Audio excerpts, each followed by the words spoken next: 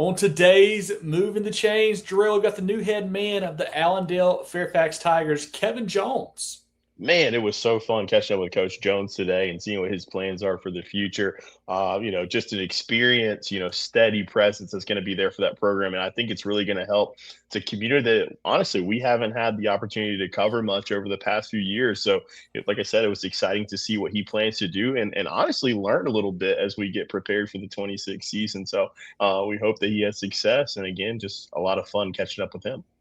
Kevin Jones, the new head coach of the Allendale-Fairfax Tigers, today on Moving the Chains. Get ready for the ultimate South Carolina high school football experience with Movin The Chains. From previews to recaps, we've got you covered. Dive into our expert preview shows, predicting winners and sharing insights. Then join us post-game for the thrilling recaps, exclusive interviews, and highlights you won't find anywhere else. Plus, connect with fellow fans on our Friday night spaces on Twitter/X. No one covers South Carolina high school football like us. Join us at Movin Chains on all social media platforms and visit movinchains.com today.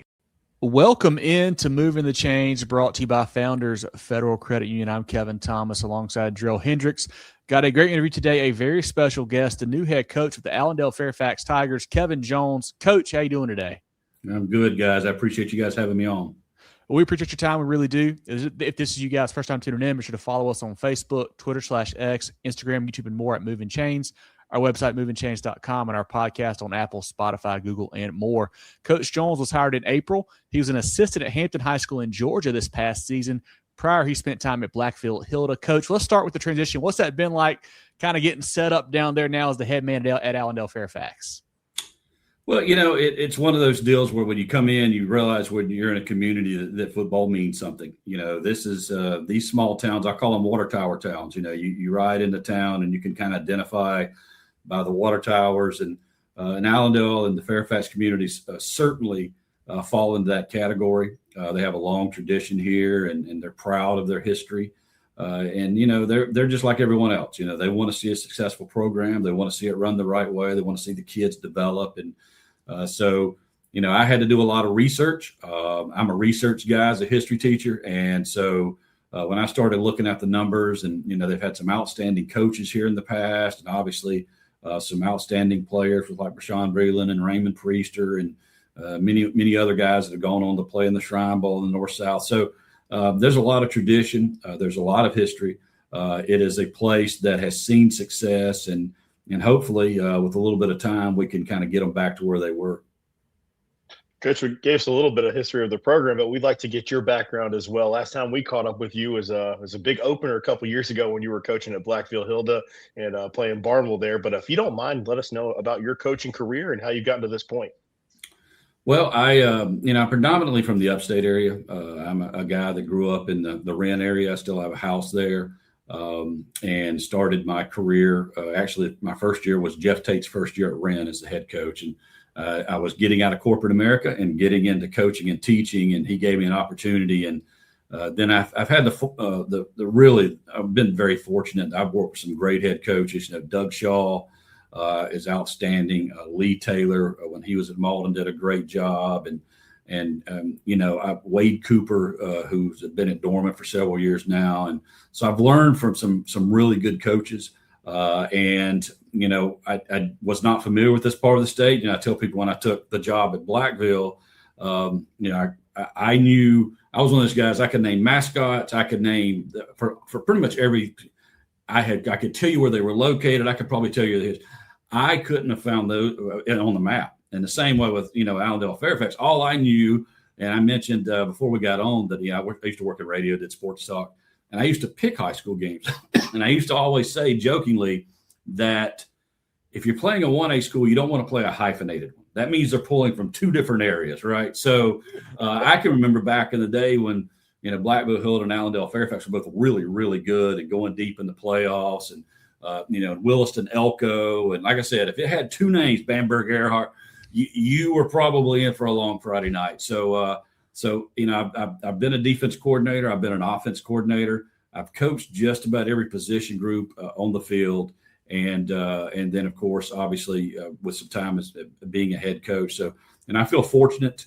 I've got to coach in some different areas and some different parts of the state and see a lot of, because you learn stuff. Not everything is Greenville, South Carolina. Not everything's Columbia.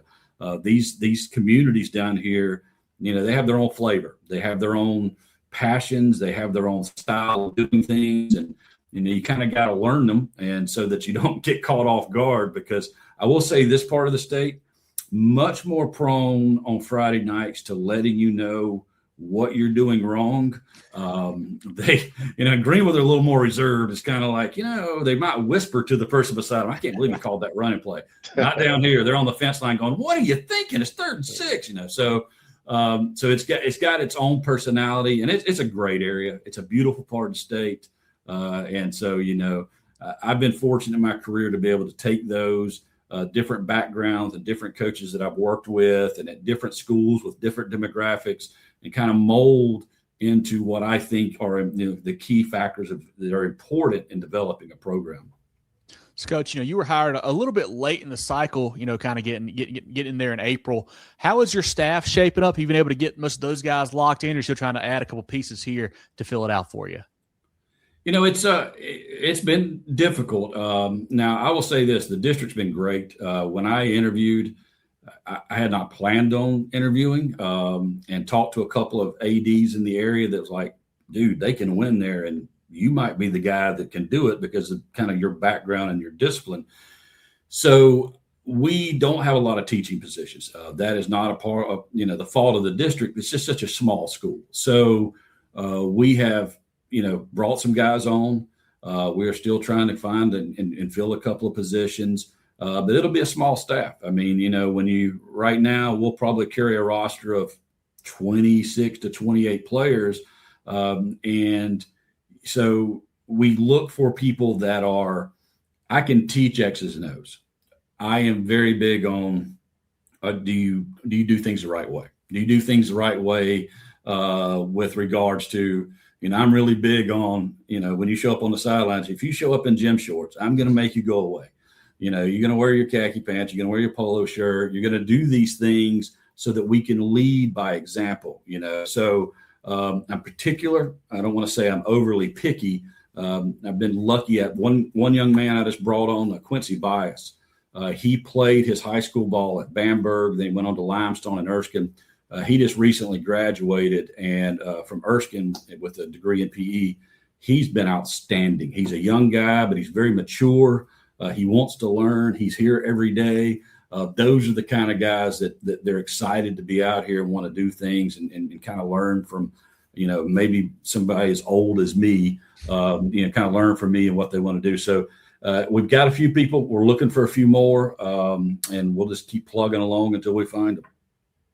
Coach, in the background portion, you mentioned that you're familiar with all sides of the ball, coach every position so far. But what are some schemes that you plan on, implementing on offense and defense? And then will you call, especially having a small staff, will you call either side of the ball? Great questions. So back in the old days, I was a spread guy and loved to run spread. And a few years ago when I was at Blackville, I'm like, we need to do something different. We had some talented kids. So I started studying in the offseason several offenses. And what I settled on was Kenny Simpson's gun T RPO. And for those that don't know, it looks like wing T to one side, but you still have your receiver, you split receivers to the other. It's a lot of buck and belly and counter and trap, but it's also RPO stuff. So we'll read that defensive end. If he chases the quarterback will pull it. Then if that overhang linebacker comes down on the quarterback, we'll flip it out and we'll bubble screen to the slot receiver. And the reason I went with that is because in 1A football, most of your kids have to go both ways. There's very few schools like Abbeville that could kind of two-platoon it a little bit. These guys, Coach Nichols, they've been doing it a long time. So we have to understand that you exert most of your energy and effort on defense. And so if your offense can keep it on the field and keep their defense and kind of try to take the fight to them, that it keeps their offense off the field. So that when your guys go on defense, maybe they don't have to be on the field the whole time. It's great for, linebackers at the high school level. If coaches work them all year, all preseason, read the guards, read the fullback, and as soon as you start throwing eye candy up there with all the misdirections, they're off in space. So it helps us in that regard. It's great when the weather's bad. We don't have to throw it all over the field. We don't care if it's raining. Late in the year when it gets cold and it's harder to throw it and catch it, that doesn't bother us either. And then another thing, and I think it's a point that to me is the most important. Most teams nowadays run the spread. I want something that the other team's only got a few days to prepare for. That is totally different. Because if you line up in a spread, your normal spread defense, you're going to have numbers issues at the point of attack against us. So anything that would give us a little bit of advantage, that's what we're looking for. I tell people, my last job as head coach, I think in 2 years we rushed for over 6,000 and we threw for over 3,000. But of those 3,000 yards, probably 2,000 were screens, bubble screens, jet tosses, a little pop pass, and they take it around the end. So, yeah, it counts as a pass, but we literally threw it about 14 inches. So anything that we can do. And then it also allows most high school quarterbacks can't read a lot of progressions. You see this in 7-on-7. First of all, everybody's got 7 guys in defense in the coverage, which they would never do in a game. So it looks like a circus out there. They can't read 4 routes in progression in 4 seconds. So what we do is we run it. We try to sneak their guys in, and then we try to run simple routes that we know are going to be wide open. We got to play, and I know if my buddy Matt Bennett at Pillion sees this, he's going to be like, man, I'm going to punch Jones in the neck. So a prime example, we go to 96 a few years ago, and we're running the buck and we're running belly, and we had one play that all we did was send the slot receiver in motion, and we faked the toss, and the tight end just releases and goes down the seam. So we're like 3rd and 18 or something, and we're at 96, and one of the people are like, why don't you call that Y release? I'm like, there's no way it'll be open. Matt, I'm sure, worked it all week, but we'll run it. I look up, and our tight end, there's nobody within 30 yards of it. And we throw it for a we ran it 7 times on the season for 7 touchdowns. That is no lie. So I'm on the headset. I'm like, man, Bennett has got to be losing his mind over there. So after the game, I was like, Coach, he's like, Coach, not only did we work it all week, we specifically went over that play in pregame. We talked about they're going to fake that toss, and that tall tight end is going to go down he said, and it was still, he said, I was closer to covering into my safety. So that's high school football. And I know, I feel the pain. I tell my guys, I'll do this, read the guard. You got to come down. You got to take an angle. And then you get out there, you got to scrape, gap integrity. And all of a sudden they run a man in motion, and like half the team runs to one side of the field. You're like, yeah, people think I'm an idiot because they clearly think I taught them to be like a herd of sheep, just go straight across the field. So that's what we do. Offensive, defensive, we'll be a 4-2-5 team. I am a big believer in bringing, pressure. We're not real big in the secondary because we're going to have some mismatch issues with outside receivers. We do a lot of punching and pinching, slanting, stunting, anything to try to confuse the the offensive line, because they like to get up there before the snap. They need to know, I'm blocking down, or when I pull, that's my guy. And then suddenly before the snap, we may shift from 2 5s, a 3 and a shade to 2 5s and 2 2s. Then those 2s are either punching or pinching. So we want to cause some havoc, but we want it to be simple. That's kind of what we run. I'll be calling the offense. I may be calling the defense. I really don't want to call the defense. It's not ideal, and I'm trying to work with some guys to get them coached up enough to where they could potentially, take over. It's not a big issue in 1A because normally, as you guys know, offense comes off the field, you got huddle sideline, and you're like, okay, hey, that guy, he's slanted. You got to pick him up, right? Well, in 1A, they're not coming off the field. They're just going to the other side of the ball. So it's not a huge deal, but it's not ideal, because now instead of having somebody else kind of game planning and drawing up the scout cards and doing all the percentages of what the other team's doing, I'm doing it. And so, which is fine, but I am old. And so, I don't want to vapor lock on Sunday afternoon meetings when I'm sitting here trying to decide how we're going to attack them. And then on this side, I'm trying to decide exactly how we can stop them. Well, Coach, you mentioned that you've coached a lot of different places all across the state, out of the state as well. And you name dropped a few guys earlier, but who are some coaches that really you maybe kind of model your style after, or do you really taken things from throughout your career to get to this point? It's interesting. like I said, I got my start with Jeff Tate. If y'all know Coach Tate, he is an offensive guru. He's a very, very good football coach. And, the funny thing about him was he was one of my high school teachers when I was in high school. He was an assistant at Wren at the time. Of course, back in the 70s, he played there. So I was able to learn how to, like the RPO stuff. They do a great job of that. Doug Shaw, I work with Doug, and everybody knows, obviously, Doug's dad and his success at Myrtle Beach. And Doug's a guy that is he's just a class act, and he does things the right way. A really good football mind. Wade Cooper, he was the head coach at Blue Ridge when I took a job there. You just won't get a better guy. A lot of us, we're teaching social studies or PE. He's teaching like honors and AP English. So a smart guy. Was fortunate to work with Lee Taylor, and mentioned Lee, and he's an offensive guy. Jason Farmer. Jason Farmer is now the OC at Dorman. He had been a head coach at Woodmont and at Landrum, and I got a chance to work with Jason. And once again, these guys, they showed me the right way to do things. I've been very fortunate to work with guys, not just from a X's and O's standpoint, but also from kind of in character and integrity. These aren't guys that are going to be out recruiting other, schools' kids. They're not the person that's going to overlook a kid not acting right or let them play anyway. Wade Cooper, he had a young man that one of the better players on the team didn't act right. And that Friday night, he didn't dress out. It was a big game. And so, and he made a comment to me, says, as soon as you start selling your soul, it gets a lot easier to do.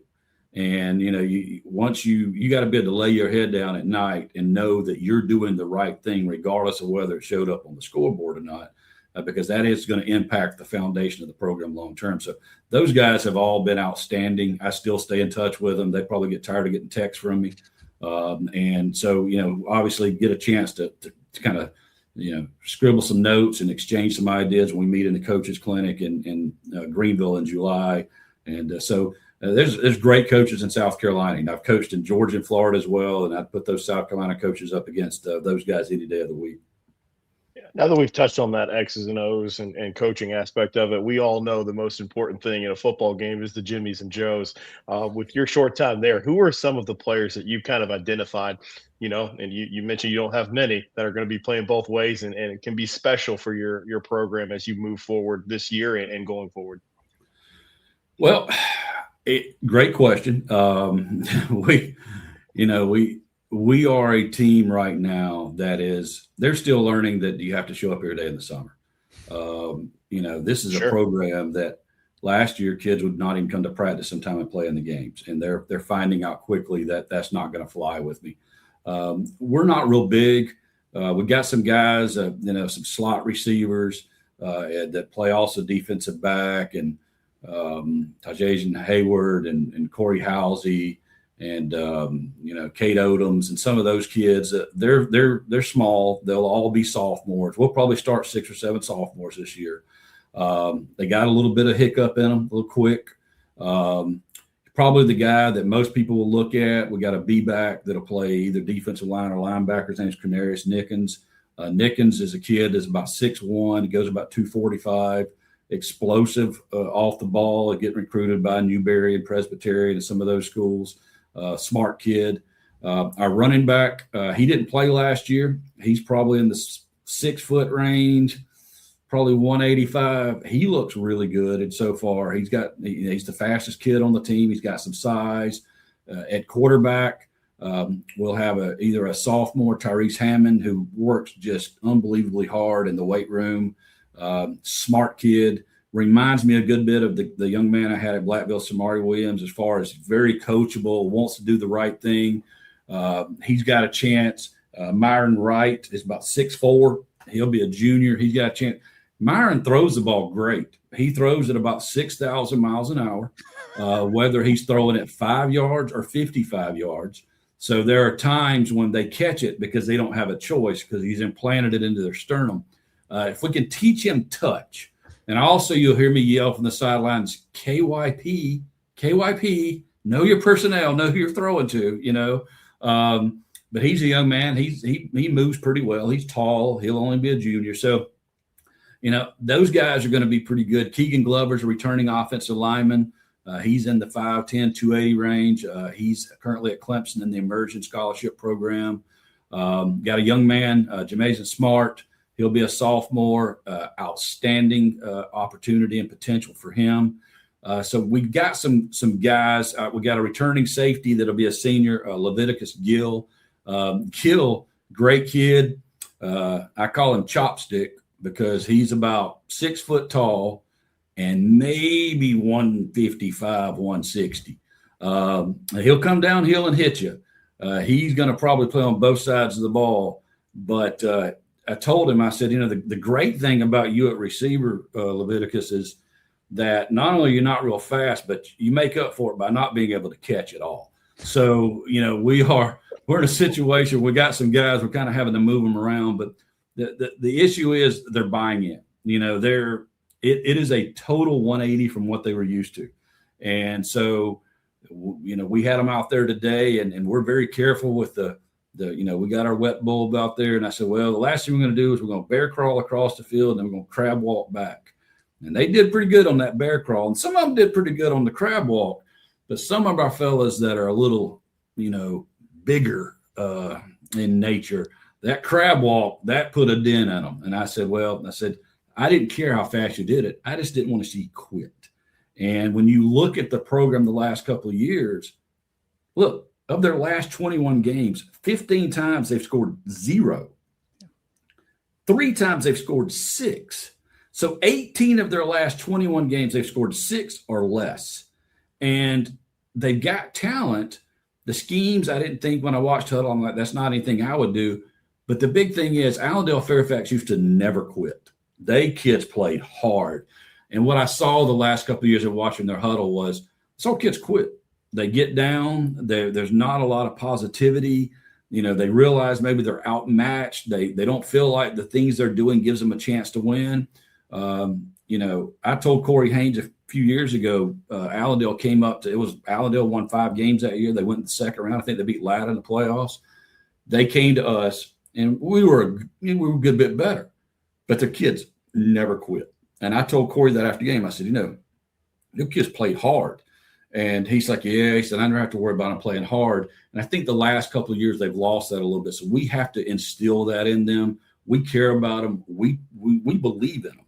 And once we see that change in attitude, then some of these guys, I think, will take that next step and be players that down the road. Because like I said, you may get us this year, but what I'm seeing with the younger crowd and with the middle school kids coming up, in a couple of years, we're probably going to be calling around and people will be like, yeah, we're not going to put you on the schedule. We've got other out of conference. So we have an opportunity, but it's going to take time. It's like you're not turning a speedboat, you're turning a battleship. It's just stick with me, understand the foundation is where it's at, and go from there.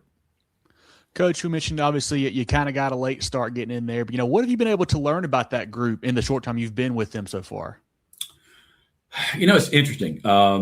The outside perception sometimes of schools, and Allendale-Fairfax is one of those, is, we don't want to put them on the schedule. They're rough.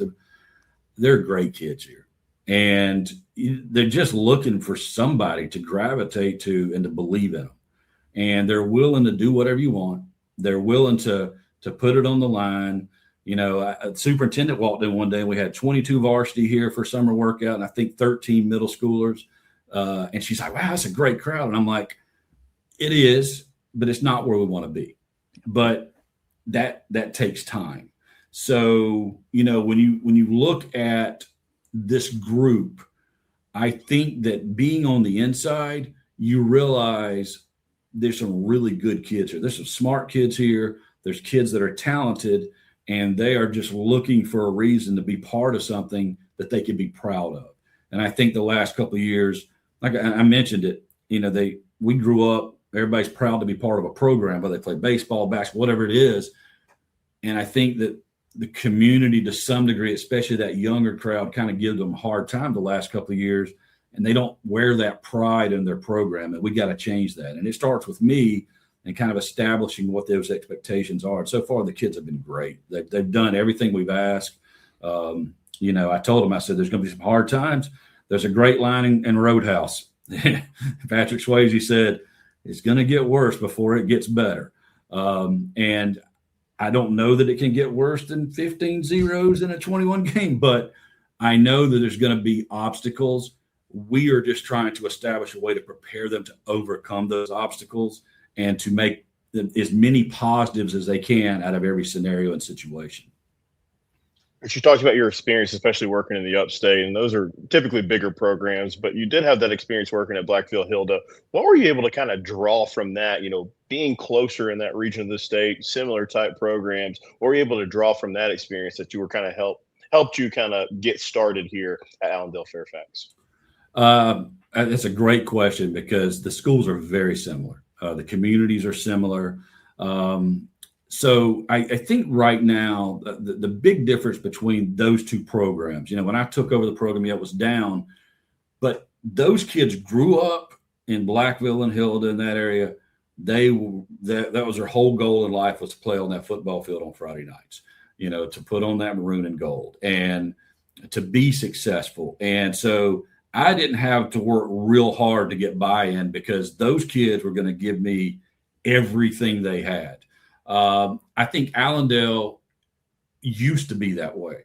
I think because they've struggled for a decade, you got to remember the last time that Allendale was really good, these kids were like 4 years old. And so they don't have something to gravitate to. So what I could take from that experience, and I will always be grateful to, Christina Snyder and Paris Mason, those folks, I still stay in, there's great people in Blackville. Give me that opportunity. What I take from that is understanding that there's situations outside of education and football that in these communities can hamper a kid's ability to get to workouts or hamper a kid's ability. And so what you have to do is you have to be mindful of that. That doesn't mean you excuse when they don't show up for something and don't text you. But what it means is I'm more prone after being in that area to being, okay, why weren't they here and what might have caused that? Especially if they're a kid that's tried to be here every day and then suddenly 3 days in a row you don't see them. You need to kind of check and see, hey, do you not have a ride? A prime example, we go to a 7-on-7 and my rule is you be here, you be on the bus. We pull off. I don't care if we pull in the parking lot. I'm not stopping. We'll wave at you when we go by. We pull out on the highway. And a young man is literally walking, trying to get to school. And it tells me that this kid is literally probably 3 or 4 miles from the school.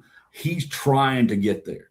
And so you have to understand. So I think I learned a good bit of that, but while being, like I said, in Greenville, the smallest schools have 1,000 kids, right? Here, they don't have that. The mom and dads are having to work these jobs. And a lot of times they're working a third shift or they're working in Hilton Head. And these kids are having to watch siblings. And there's just things that I had never encountered until I got into these communities.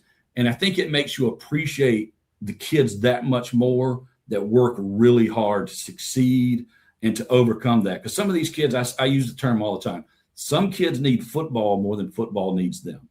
And so I think it's imperative that I try to understand the mindset and some of the obstacles so that I can be a better avenue for them going forward. And my assistant coaches can be a better avenue for them going forward. So I take that from my time in Blackville. I learned a lot working with Paris Mason because I'm pretty hardcore. He'd come in, he's like, now, coach, just settle down for a minute and let me explain, And now I work with Dr. Brandyberg here, who's outstanding. He's been around for a while. He understands these kids, and he does a great job of kind of pulling me off the side. Okay, this is his situation, or this is this. And those are things you don't normally have to experience if you're at Gaffney or if you're at Dutch Fork or if you're, one of those schools of that nature. So I think that there's a lot of things that I learned. And then, there's things that I learned that I can change. And so as part of a coach, you got to continue to grow. You got to be self-reflective. You got to kind of huddle yourself, so to speak, and kind of work on things that's going to make you a better coach to put these kids in the best position to be successful. Because the reality is, I tell the kids all the time, coaches come and go. This is their program. How do they want to be remembered? These seniors, I'm not telling them, hey, we're going to make a deep playoff run and go to the state title. They're not idiots, right? What I'm telling them is you can be the change. You can look back and go, you know what? That first group with Jones, we were the foundation of why that program took off and became what it was down the road. And they can take a lot of pride in the kind of seniors I have. That's who they are. They'll do that. They're leaders on the field. They're leaders in the weight room. They're leaders in the classroom. They're leaders. Coach, how has the community and obviously the school system really embraced you with this turnaround that you're trying to bring there, and how have they supported you so far? Because as you know, that's a huge part of getting any program going the right way, is having that buy-in from everyone around it as well. Well, first of all, they're probably going to watch this and go, why did that white guy with the gray beard wear a white shirt against a white wall with a white? So they're going to wonder why I was so bleached out and wasn't thinking very properly. But they've been outstanding. I went through the interview process. I was impressed just at the nature of the interview process. Dr. Cave, the superintendent, does not play. I knew within the first few minutes that she knew what she was looking for. She was in the interview. Dr. Brandyberg, the AD, was in there. Ms. Hall, the principal, Dr. Miller, the head of HR, some other individuals, and they had two students. They had a player, and they had a young lady that works. She's one of the top students here, part of the ROTC, and it was done so professionally. And so, they called me the next day, and Dr. Cave's like, you're the guy. And so, do you want to accept? And I accepted the job. And she said, the football player in here, who I would later learn is Cornelius Nickens, I just talked about, slipped their note when I left and said, that's the guy. We need that kind of discipline, that kind of structure. And they've been outstanding. I'm one of those guys. I am a nuance, like, we'll wear jerseys and pants a certain way. We'll wear black cleats with white laces. We will hold our helmet a certain way when we go out to coin toss. We will warm up a certain way. Everything's to the minute on music, So I can be a little bit overbearing with that kind of stuff. I want to cut the grass on the field. I don't want anybody touching the field but me. Superintendent called maintenance masons like, we're good with it. That is something else we don't have to do. They have been outstanding from the district level through the school, trying to get everything that I need for this program to be successful. And I'm not a guy that requires a lot of, we're doing our own fundraisers. We want to raise money. We don't want to have to take from the district to get the things that we need. We want these kids to buy in. And the community they've been very welcoming.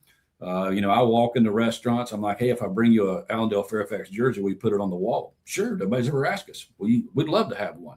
I walk in. This is no lie. Me and my wife drove down right after I got the job. I'm literally walking through the park, and I'm just stopping and introducing myself to people. I want them to understand, a lot of times people take jobs like this. If you can turn it around, it's a stepping stone. I have no desire for that. There's nothing that appeals to me about trying to parlay this. I would love to build this program. I'd love to be the all-time winningest coach here. The all-time winningest coach from 1955 to 1966. He has 73 wins. Well, I'm going to need about 10 wins a year for 8, 9, 10 years to pass that guy. So they've been very welcoming. The parents have come to see me. Board members have, they got kids on the team. They come and introduce themselves. It's been outstanding. Law enforcement, it's always good when they come up and talk to you and then the lights aren't flashing. So they've made it a point to come up and talk to us. So I have felt very welcomed. Be great when I get my wife down here, because she's obviously the nicer of the two of us. She loves to be part of it, and when her job allows to do things for the kids. And so once we find a place to rent, we get her down here. I think that we'll be able to do some more things. But I'm making it a point to meet and talk to as many people as I can and express upon them how important football can be for changing the image of a community. Because high school football in small towns is the front porch. That is what everybody. If you're talking about Edgefield, you're not talking about Edgefield, right? You're talking about Strong Thurman. When you're talking about Bamberg, you're talking about the 51st state, you're talking about Bamberg Earhart. these communities will galvanize. They will have these whole things coming up with just the whole brand. And I hope that we can get to that point with this community as well. Everyday life means everyday expenses. Spend smarter with the Founders Federal Credit Union credit card, offering you low rates and big rewards where it matters most. Enjoy all the benefits of saving while using your Founders Essential MasterCard. Make every swipe and tap count with smart rates, big rewards on select cards, and no balance transfer or annual fees. Because your money should go where you want it to. That's the power of Founders Federal Credit Union. Apply today at foundersfcu.com. Relax. You're with Founders.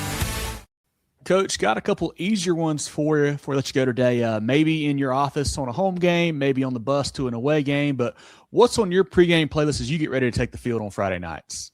Guess it depends on my mood. I'm one of those guys. I like to kind of put headsets on the bus. I used to, when I was in Blackville, I'd get on the small bus, and I would pick which players could be on the small bus because I don't want any talking. I don't want anybody bothering me. I normally – I'm a 70s and 80s rock guy. I like some of the remakes, that like Five Finger Death Punch will make some remakes that sound pretty good.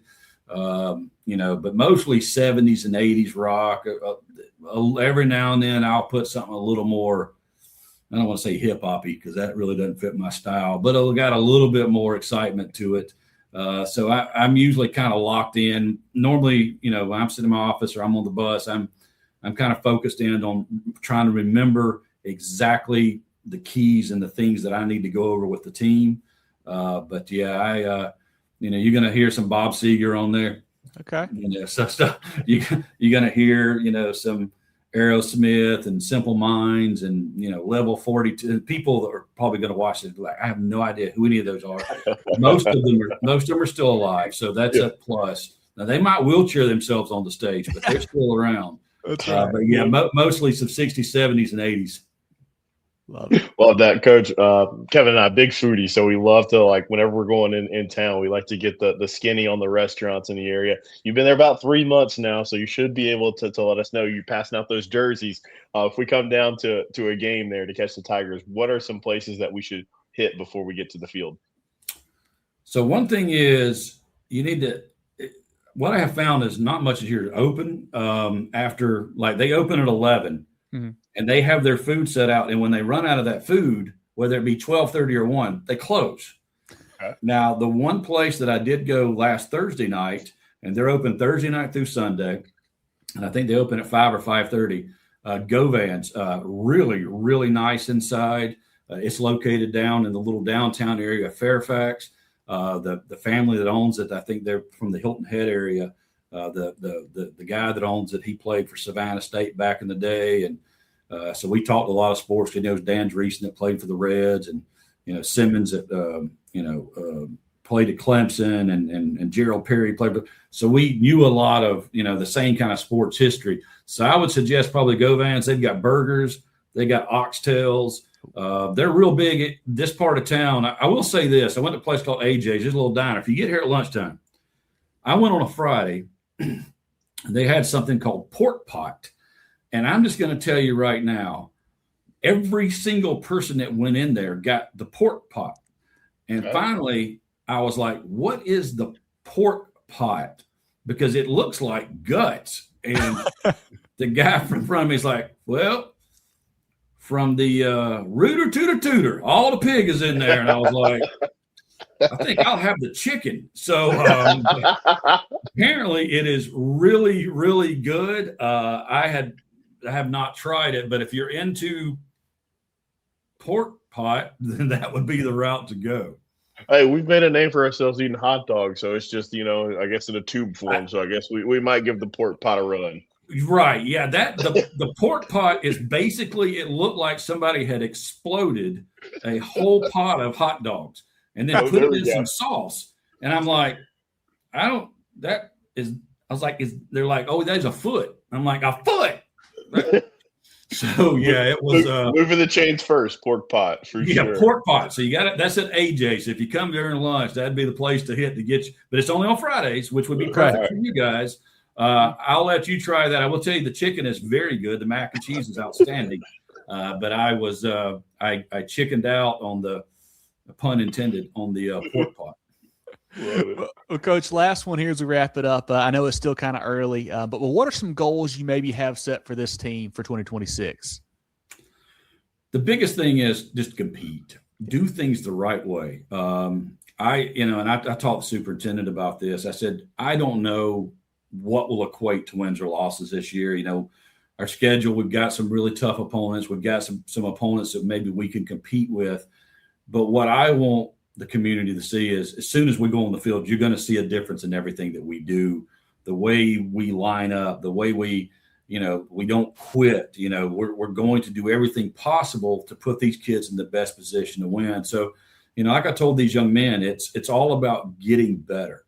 And all the hard work doesn't guarantee that you're going to win. All it guarantees is it gives you a better chance to win.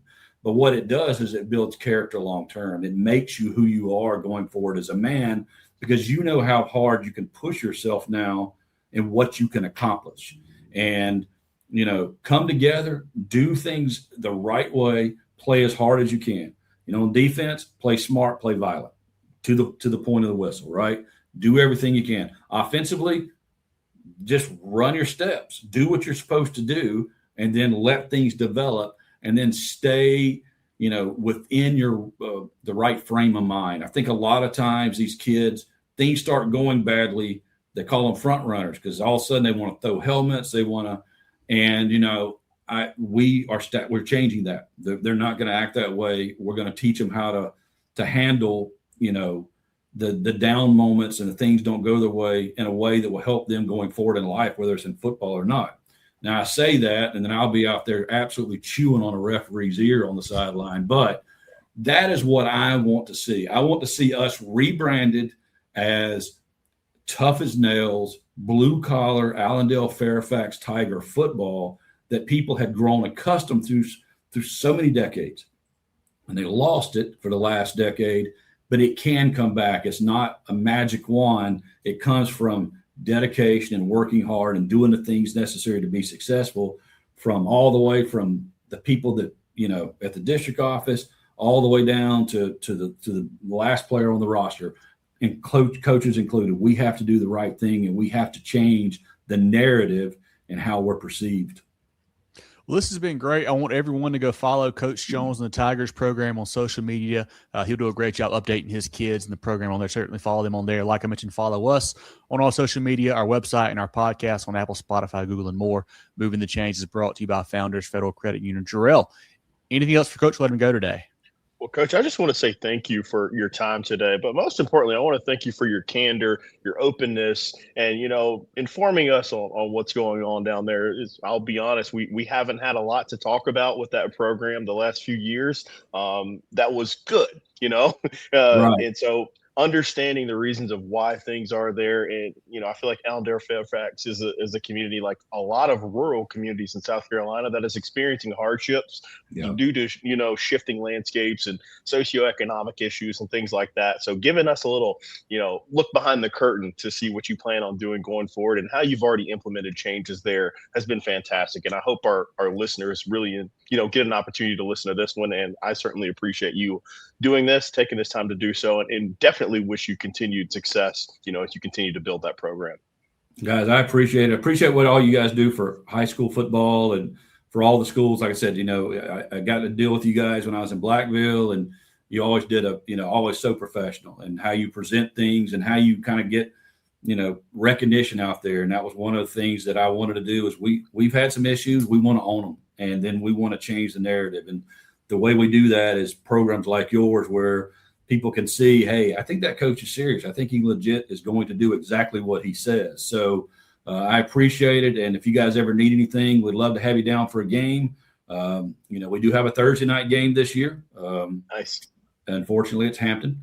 But, it is the way it is. We have a Saturday game at Bethune. So, if y'all aren't covering some of those nights, we might could get you in. But I appreciate it. If there's anything I can do to get you guys information, please don't hesitate to reach out. Coach, really appreciate it. Look forward to, like you said, stopping by a practice game, get to see you again in person soon, and best of luck this season, all right? Thank you, guys. Get ready for the ultimate South Carolina high school football experience with Movin The Chains. From previews to recaps, we've got you covered. Dive into our expert preview shows, predicting winners and sharing insights. Then join us post-game for the thrilling recaps, exclusive interviews, and highlights you won't find anywhere else. Plus, connect with fellow fans on our Friday night spaces on Twitter/X. No one covers South Carolina high school football like us. Join us at Movin Chains on all social media platforms and visit movinchains.com today.